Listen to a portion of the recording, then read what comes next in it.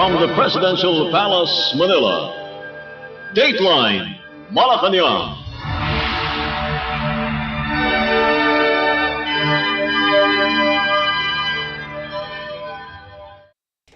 Good day, this is Dateline Malacañang. First on our presidential coverage, Philippine President Ferdinand R. Marcos Jr. leads the nation in commemorating the 83rd Araw ng Kagitingan or Day of Valor with a wreath-laying ceremony at the Dambana ng Kagitingan in Mount Samad National Shrine, Pilar, Bataan. Let us listen to the speech of Philippine President Ferdinand R. Marcos Jr. And the distinguished members of the diplomatic corps, please take your seats.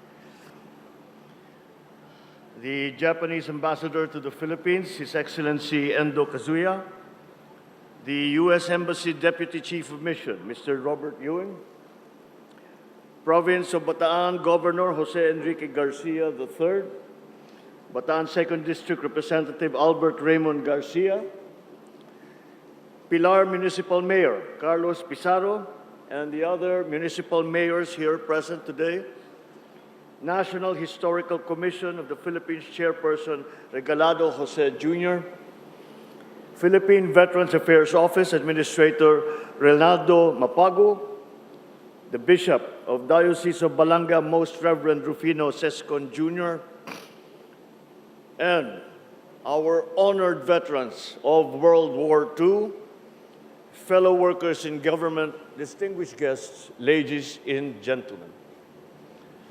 Isang karangalan ang makasama ko kayo ngayong umaga. Mas naging makahulugan ang pagunitan natin sa araw ng kagitingan sapagkat tayo ay nagtitipon ngayon upang magbigay pugay sa mga nag-alay ng kanilang kaligtasan at buhay para sa ating seguridad. Wala nang hihigit pa sa sakripisyong ipinamalas ng mga bayaning ginugunitan natin ngayon. Inialay nila ang sariling buhay para sa kapayapaan at kalayaan ng bayan. Dama ko po ang sakit at hirap na inyong tinamo sa kanilang maagang pamamaalam.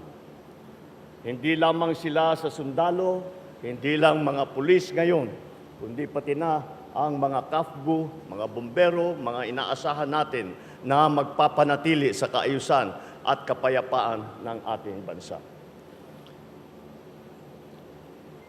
We celebrate today the heroism of all those who fought here in Bataan. And we celebrate the peace that was hard-earned by the blood and the sacrifice of all our servicemen, not just Filipinos, not just Americans, but also those who fought bravely for their own countries. We celebrate the lessons that have been learned through this very terrible hardship and very terrible experience. The lessons that we learn are that the solution to war is not more war, and that the solution to war is only peace. An honorable peace that is arrived at by the different parties involved in having a hand and a voice in achieving that peace. Peace cannot be attained by one person, by one country alone. And that we have to bring together all the parties that are involved. These are the lessons that we hope to have learned. We are a little bit disappointed to see that the world, parts of the world, and many countries in the world have yet to learn that lesson. And we hope that that peace will be brought to us soon. The other lesson we learned is that not only is valor, not only is bravery, not only courage and sacrifice is demonstrated by those who fought in war. They continue to be demonstrated by all the little heroic deeds that our people continue to do when faced with crisis. We continue to believe in the courage of every single Filipino, not only our servicemen, not only those who fought as irregulars, but also our civilians who made their own sacrifices. Because after all, as it has been said, they too serve who sit and wait. We celebrate once again the future. We celebrate the future that we will put together, keeping in mind the lessons that we have learned over the many years.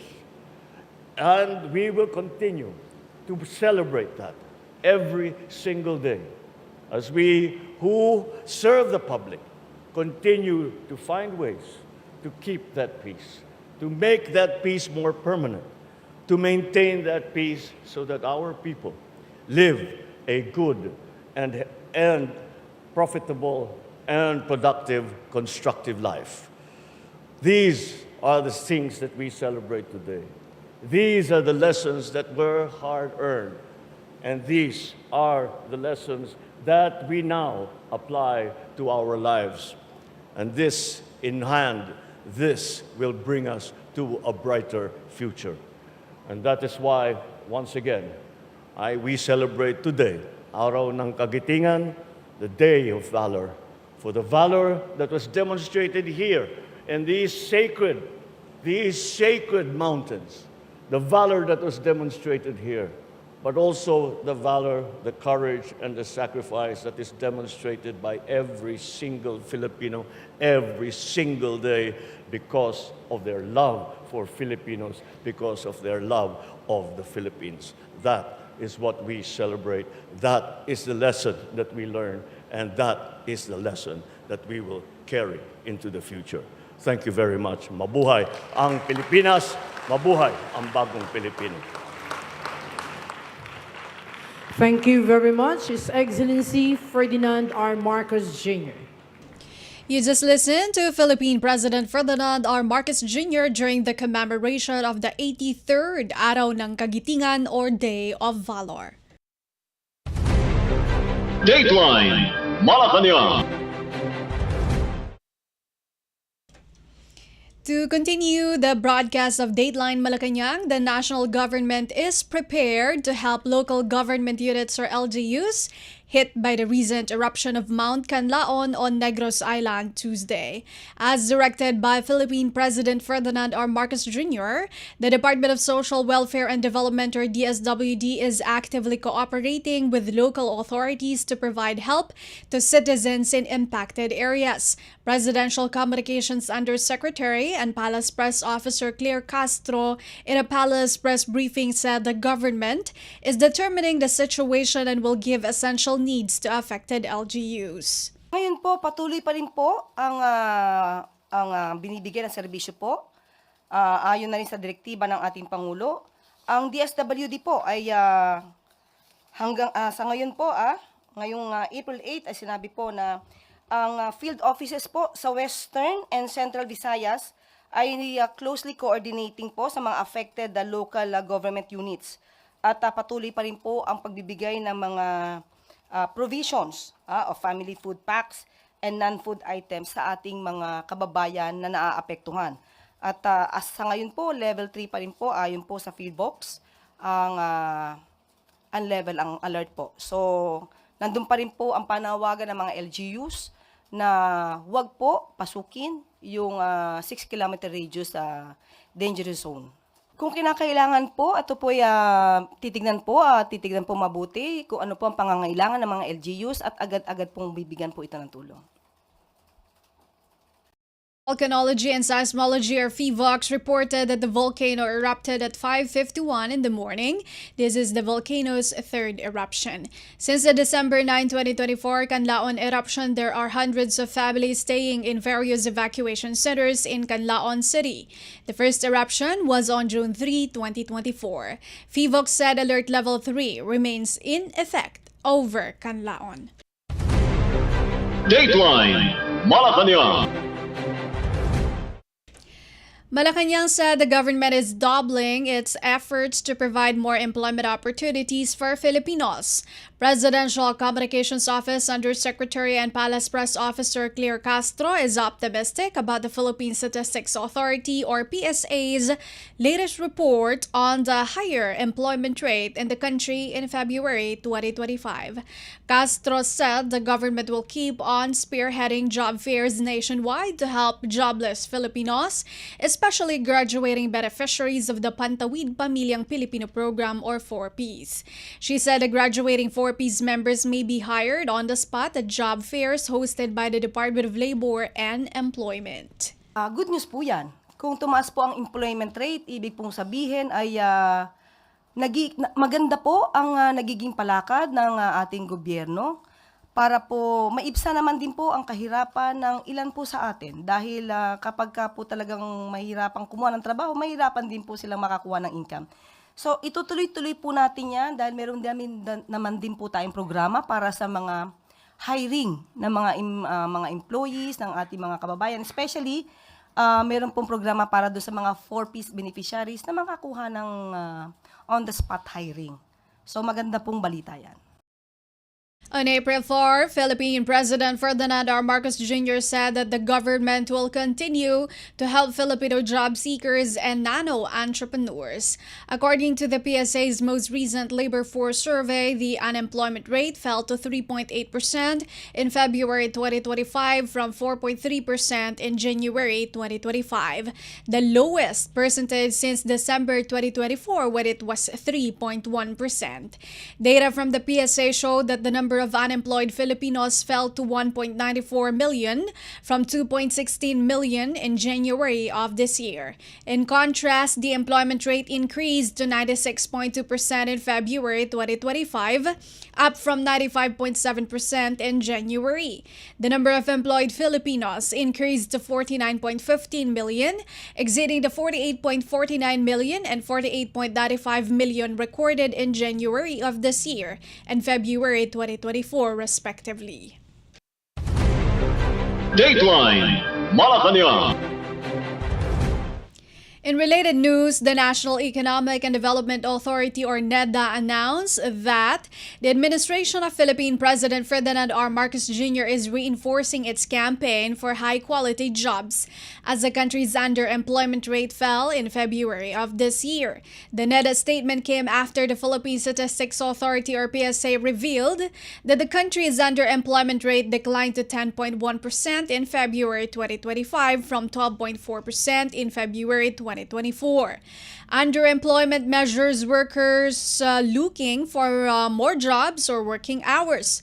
Employment quality improved year after year with an increase in full-time employment, middle and high-skilled occupations, and remunerated wage and salaried work. Meanwhile, the unemployment rate fell to 3.8%, surpassing the goal range of 4.8% to 5.1% for 2025. According to NEDA, the country's unemployment rate remains competitive to Asian nations like Malaysia, 3.1%, and Vietnam 2.2%, as well as lower than China 5.4% and India 6.4%. NEDA Secretary Arsenio Balisacan stated that the government intends to explore initiatives and expedite the implementation of projects that will create high-quality jobs.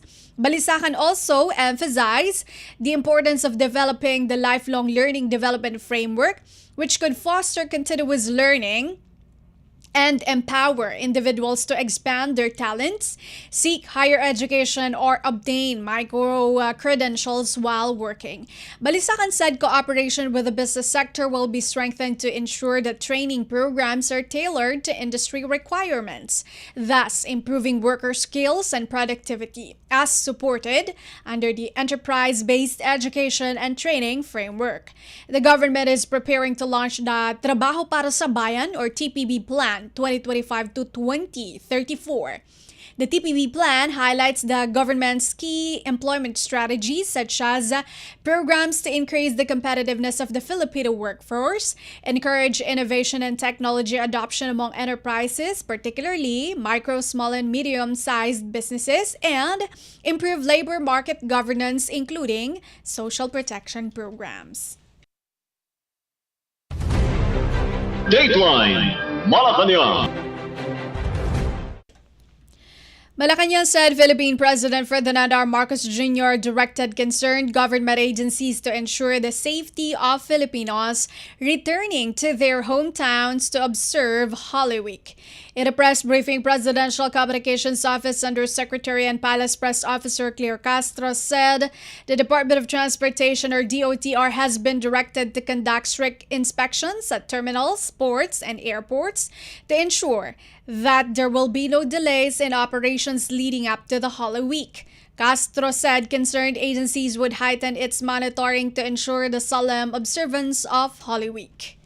Nagbigay po ng order ang ating Pangulo, hindi lamang po sa DOTR, pero sa mga attached agency po, to ensure the safety and convenience of all the passengers who will be traveling to their hometowns or will have vacations. At magkakaroon din po ng strict inspection sa mga terminals, ports, airports, so that there will be no delays, no? To the operations prior to the Holy Week. Kasi po, mas marami pong maaaring magkaroon ng delays kapag maraming nagbabiyahe. So, yan po ay pinamomonitor ng ating Pangulo sa ating mga concerned agencies. Alam naman po natin na may mga pagkakataon na nagkakaroon din pa rin. Hindi natin maiiwasan na mayroong mangyayaring mga aksyon, mga krimen, at hindi dapat matulog. Yan po ang direktiba ng Pangulo, hindi dapat matulog kahit Holy Week, kahit bakasyon ng karamihan, hindi dapat nagbabakasyon ang gobyerno. Patuloy pa rin po ang pagsasagawa ng mga monitoring at ang pagtulong sa ating kapwa Pilipino. The country will observe Holy Week from April 13, Palm Sunday, to 19, Black Saturday.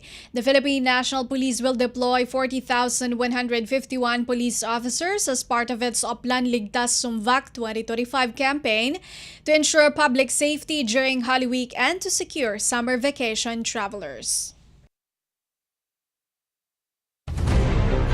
Dateline Malacañang. Malacañang urged election candidates not to utilize the Emergency Cell Broadcast System or ECBS for campaign reasons, stressing that the system is only intended for emergency situations. The Office of Civil Defense recently issued a warning following allegations from numerous provinces that residents allegedly got ECBS alerts asking them to vote for specific politicians. Palace News Officer and Presidential Communications Office Undersecretary Claire Castro said the Department of Information and Communications Technology or DICT and the National Telecommunications Commission or NTC are already probing the allegations. Castro underscored that the emergency system should not be used for personal or political advantage. The palace official cautioned that anyone caught breaking the law would suffer legal ramifications. Wag po sana abusuhin ang itong emergency self-broadcast system dahil ito, pag sinabi pong emergency, dapat pang emergency lamang po. Hindi po to dapat inaabuso ng sinuman para sa pansariling kapakanan. Okay, nagkaroon na rin po ng pag-iimbestiga ang DICT at ang NTC patungkol po dito. At sino man po na mapapatunayang nagkaroon ng paglabag sa batas ay sasampahan po ng kaso.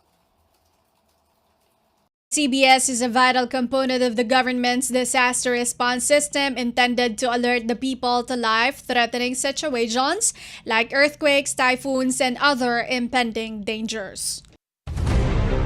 Dateline Malacañang.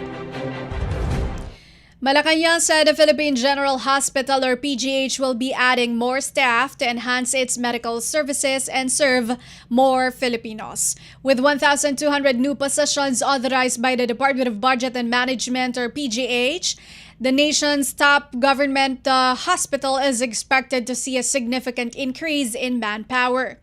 Palace Press Officer and Presidential Communications Office Undersecretary Claire Castro said the action is the government's answer to the PGH's request to increase its organizational and workforce capabilities so that it can provide high-quality, reasonably priced healthcare services.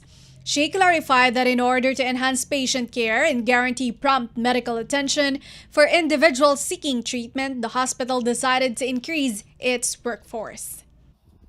Alam naman po natin na napakarami pong mga Pilipino ang talagang pumupunta sa PGH dahil po ito'y nakakapagbigay ng magandang serbisyo at maaari pong napakaliit ng kanilang babayaran kapag po sila ay pumunta sa PGH. Kaya po minabuti po at sa direktiba na po ng ating Pangulo, si Pangulong Marcos Jr., na matagdagan pa po ang maaaring maging manpower, ang maaaring magsilbi sa nasabing ospital para mas marami pa pong Pilipino ang mabibigyan ng magandang serbisyo.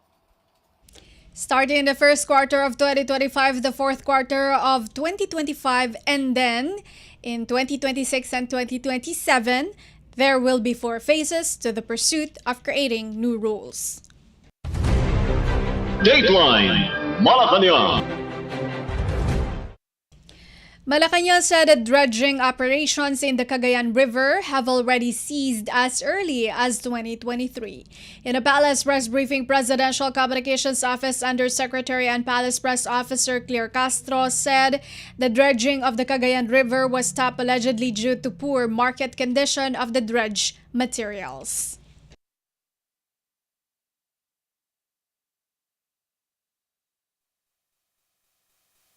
Base po sa DNR Regional Executive Director sa Cagayan Region, itong dredging po na to ay napahinto na po. Okay, at ang sinasabi din po dito ay hindi naman na po, wala na pong operation sa ngayon.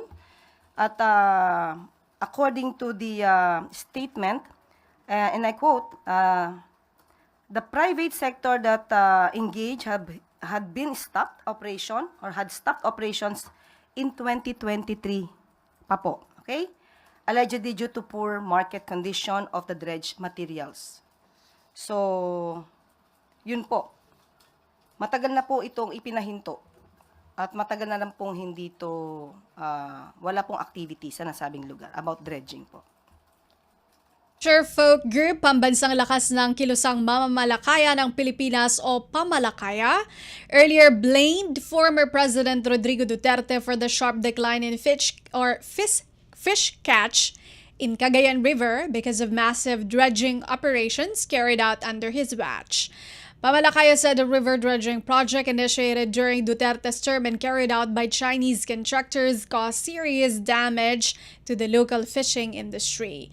The dredging project is a direct result of Duterte's betrayal, allowing Chinese companies to dredge the Philippine rivers under the guise of rehabilitation. Pamalakaya added, stressing that fishermen are the ones paying the price. The dredging activities in the Cagayan River started in February 2021 as part of the Duterte government's initiative to mitigate flooding in the region. Dateline Malacañang. Malacañang said Philippine President Ferdinand R. Marcos Jr. is still studying the proposal to grant Filipino citizenship to Chinese entrepreneur Li Duanwang. Presidential Communications Office Undersecretary and Palace Press Officer Claire Castro said President Marcos Jr. still has 3 days to consider the proposal. Actually po, yan po ay nabanggit na rin po natin at sa ngayon po ay pinag-aaralan ng Pangulo ang patungkol po dito sa legislative naturalization ni Li Duanwang at mayroon pa po siyang 3 araw at hintayin po natin na magiging desisyon ng Pangulo. Wang, also known as Mark Ong, allegedly has links to Philippine offshore gaming operator or POGO activities and questionable personal records. Senate Deputy Minority Leader Risa Hontiveros in January 2025 opposed Wang's naturalization bid, presenting evidence linking the applicant to Duan Renwu, a fugitive wanted in China and alleged mastermind of a POGO hub in Porac, Pampanga. Hontiveros also claimed that Wang is the operator of the 9 Dynasty Junket Group, which has shared officers with Rivendell, a POGO hub in Pasay involved in illegal activities. Wang reportedly failed to disclose this information in his naturalization application. Also in January, Senator Sherwin Gatchalian justified the Senate's decision to pass a bill granting Filipino citizenship to Wang, saying the Chinese complied with all legal requirements and has no derogatory records. Dateline Malacañang. Malacañang said recent launch of a direct flight route from Vancouver, Canada to Manila is expected to significantly boost both tourism and the economy. In a press briefing, Palace Press Officer Claire Castro noted a positive impact the new flight connection would have on tourism. She said with the new direct flight, more Canadian tourists are likely to visit the Philippines. She added that the new flight route would be beneficial for the economies of both countries, strengthening bilateral ties and promoting greater travel opportunities. Mas maganda po talaga kung tayo po ay magbabiyahe sa napakalayong bansa, talaga pong mas nanaisin po natin ang direct flight. At dahil dito, mas marami pong turista mula sa nasabing bansa ang maaari nating i-expect na makarating sa Pilipinas dahil sa napakagandang pagkakataong ito na magkakaroon na po ng Canadian Airlines na diretsong pupunta sa Pilipinas. At tayo din po ay diretso papuntang Canada. So maganda po ito para sa ekonomiya ng dalawang bansa.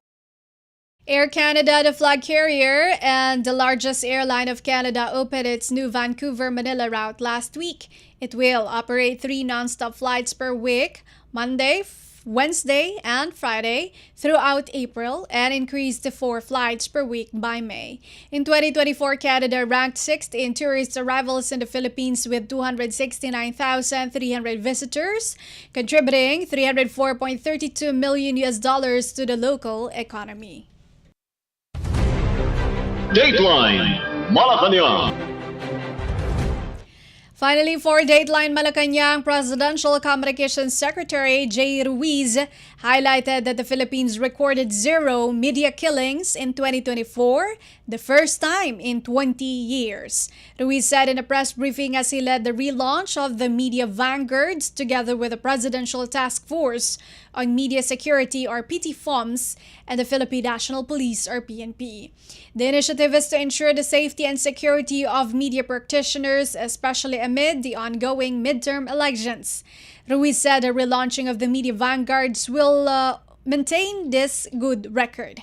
According to the PTFOMS Executive Director, Undersecretary Joe Torres, the PTFOMS PNP Media Vanguards will serve as a dedicated force ready to respond to threats and protect journalists. In the coming months, workshops and seminars aimed at equipping journalists with the knowledge and resources they need to stay safe while performing their duties will also be conducted.